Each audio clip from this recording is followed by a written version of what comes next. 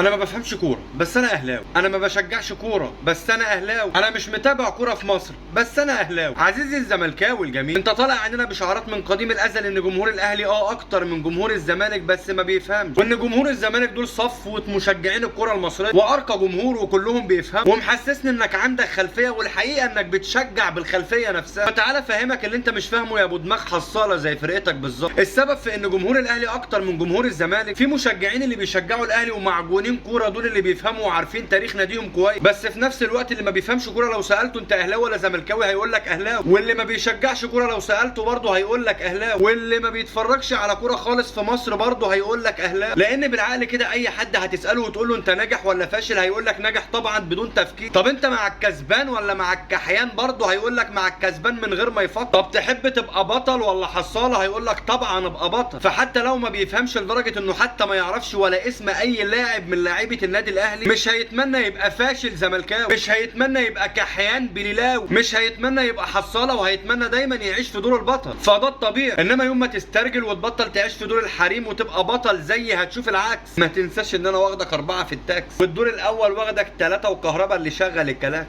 يا فريق نوكيا وانا ايفون برو ماكس.